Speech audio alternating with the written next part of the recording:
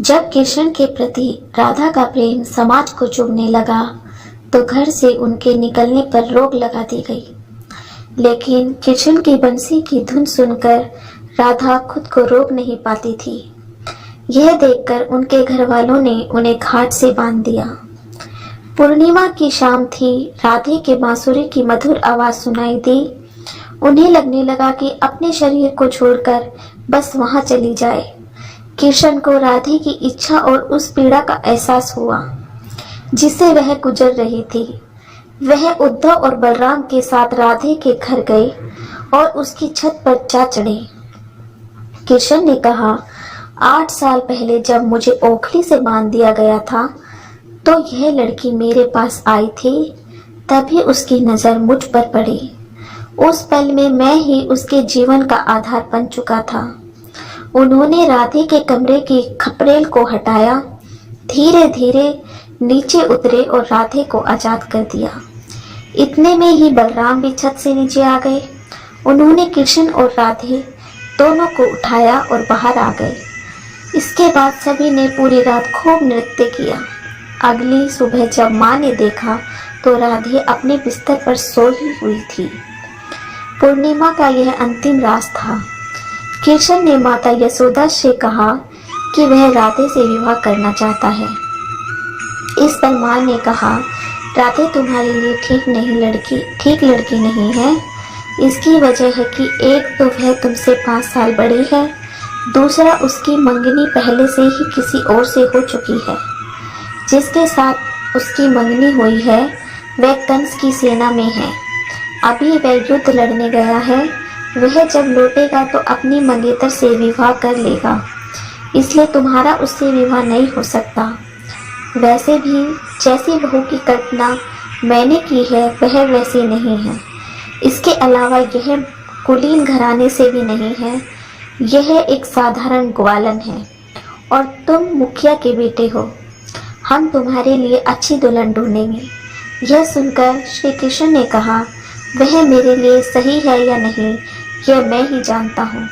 मैं तो बस इतना जानता हूँ कि जब से उसने मुझे देखा है उसने मुझसे प्रेम किया है और वह मेरे भीतर ही वास करती है। मैं उसी से शादी करना चाहता हूँ। माँ और बेटे के बीच यह वाद विवाद बढ़ता गया। माता यशोदा के पास जब कहने को कुछ न रहा तो बात पिता तक जा पहुँची। माता ने कहा, देखिए आपका बेटा उस राधे से विवाह करना चाहता है। वह लड़की ठीक नहीं है। वह इतनी निर्जल है कि पूरे गांव में नाचती फिरती है।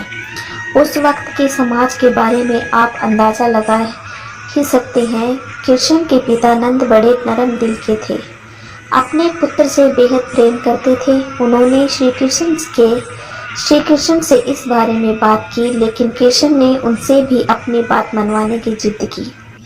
ऐसे में नंद को लगा कि अब श्री कृष्ण को गुरु के पास ले जाना चाहिए, वह उसे समझाएंगे। गर्गाचार्य और उनके शिष्य संदीपनी कृष्ण के रूप थे।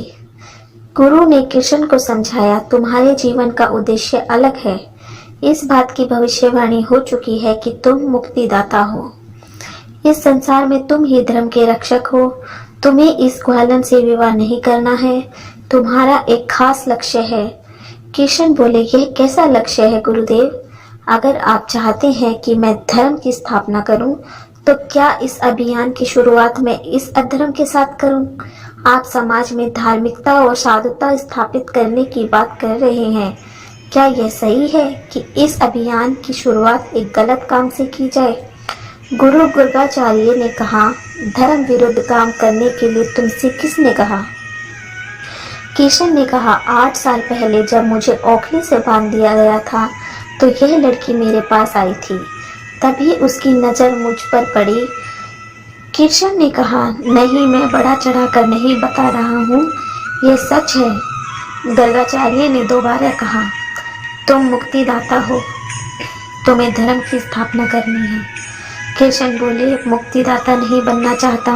मुझे बस अपनी गायों से, बछड़ों से, यहाँ के लोगों से, अपने दोस्तों से, इन पर्वतों से, इन पेड़ों से प्रेम है और मैं इन्हीं के बीच रहना चाहता हूँ। उस पल में मैं ही उनके जीवन का आधार बन चुका हूँ। उसका दिल, उसके शरीर की हर कोशिका मेरे लिए ही धड़कती है। एक पल के लिए वह मेरे बिना नहीं रह सकती। अगर एक दिन मुझे न देखे तो वह मृतक के समान हो जाती है। वह पूरी तरह मेरे भीतर निवास करती है और मैं उसके भीतर। ऐसे में अगर मैं उससे दूर चला गया तो वह निश्चित ही मर जाएगी। मैं आपको बताना चाहता हूँ कि जब सांपों वाली घटना हुई, अगर वह वहीं मर जाता तो गांव में दुख तो बहुत से लोगों को होता, लेकिन राधे वहीं अपने प्राण त्याग देती।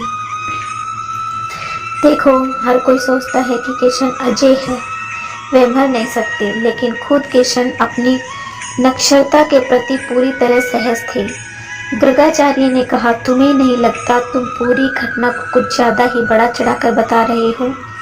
किशन ने कहा, नहीं, मैं बड़ा चढ़ाकर नहीं बता रहा हूँ, यही सच है। गर्गाचार्य ने दोबारा कहा, तुम मुक्तिदाता हो, तुम्हें धर्म की स्थापना करनी है। किशन बोले, मैं मुक्तिदाता नहीं बनना चाहता, मुझे तो बस अपनी गायों से, बछड़ों से, यहाँ के लोगों से, अपने दोस्तों से, इन पर्वतों से, इन पेड़ों से प्रेम है और मैं इन्हीं के बीच रहना चाहता हूँ।